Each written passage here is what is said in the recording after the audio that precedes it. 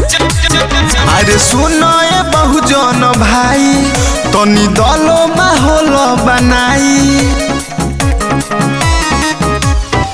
कि अरे सुनो ए बहुजन भाई तनी दलो माहौल बनाई संगी धनवे से बनल सब सीन हवे हो संगी धनवे से बनल सब सीन हवे हो राधावा घुमई हो सगर गइया बाबा साहब के जन्मदिन हवे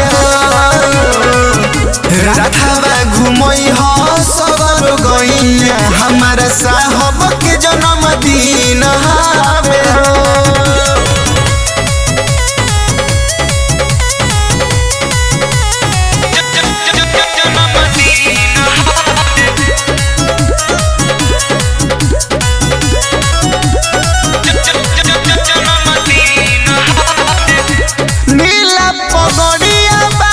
रथवा उठाई हो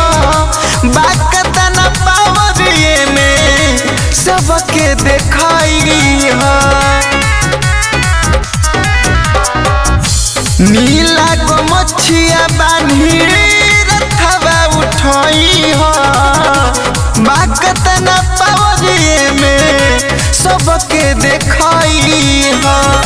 कि मिहिला बाबे आजादी सभेली न हवे हो सबके आजादी सभेली न हवे हो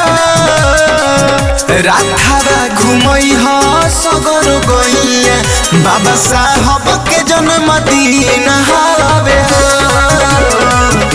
राधावा घुमई हो सगर गइया हमारा साहब के जन्मदिन हवे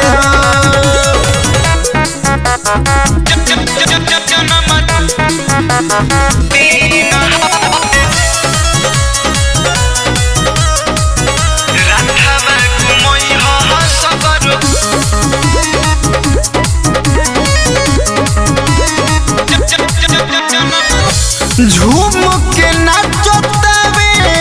बउआ जवार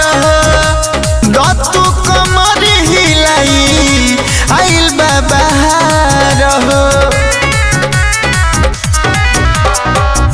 झूम के नाचतावे